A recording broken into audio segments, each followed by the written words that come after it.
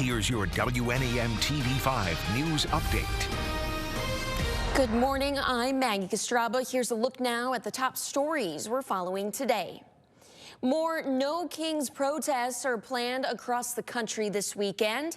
Organizers say they will be peaceful, defending democracy, free speech, and the rule of law. More than 100 events are planned nationwide, including 14 in our area, with demonstrations in Midland, Gladwin, Flint, Cairo, and Standish.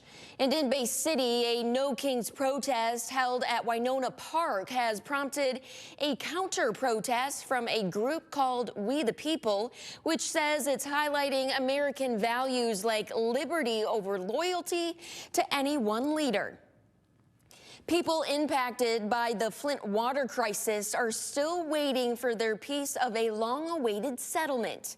The Genesee County Board of Commissioners chairman says in a letter funds will be sent next month. City Mayor Sheldon Neely went on to say the chairman has not been active in discussions with federal officials. He says to get the most up-to-date information on the Flint water settlement, you can go to the official flintwatersettlement.com. It's also located in the hot link section on our website. We reached out to the chairman for comment on the letter, and we have not yet received a response. The Midland, Saginaw, and Bay City fire departments are receiving more than $1.3 million in federal grant funding. The FEMA Assistance to Firefighters grant will go on to help replace 120 self-contained breathing apparatus across the 3 departments.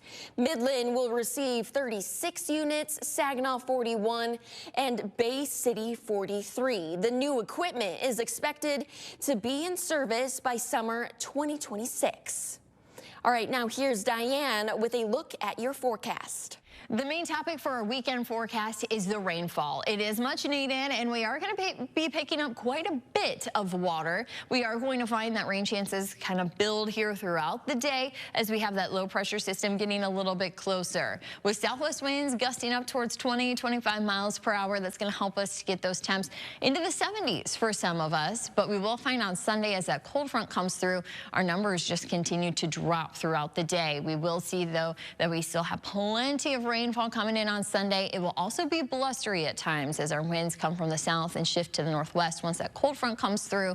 So we are going to maybe find a little more inside time here for the weekend. As we look at the hour by hour, we are tracking further west some of that rainfall that's going to be rolling on in. So just a couple of showers is what we're watching for even here this morning. But as we go into the afternoon, we'll still see that our rain chances, though a little bit broken out ahead of the front, we're still going to be picking up on some showers. You may hear a rumble of thunder in the mix just because we do have 70s and some heat, but we are going to continue to track the rainfall even through dinner time. Now closer towards bed as you're laying down, this is when the bulk of the rain is going to start to arrive. So during the night, you may actually hear more rain coming down, and that might wake you up because we will find that these yellows, oranges, and reds, well, that actually is signaling the heavy rainfall to come through. Severe weather is not expected during the night, but we're still going to be picking up on a lot of water as we get you out the door Sunday morning. But we already start to see some drier air eating away at the system. So as it finally starts to pivot by us, we still have to get through the backside of the storm,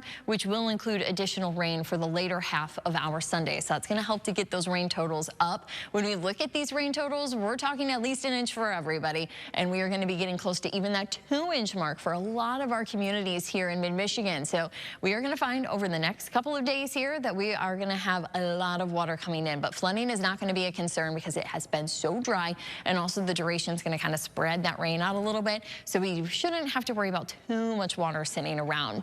Now our winds tomorrow morning, I want to first alert you that they are going to be blustery out ahead of this cold front. Once that front passes, we'll see a little bit of a break, but they'll still pick up to be around 30 to 40 miles per hour throughout the day on Sunday, and we'll continue to see those kind of hang around for a little bit as we go into our Monday. Now we will see our temperatures. They are going to be warming up. We got some 70s in play for us this afternoon. But you will see that that cold front's going to move through here. Sunday morning, that's going to pass on by, so plan on falling temperatures as we go throughout the day.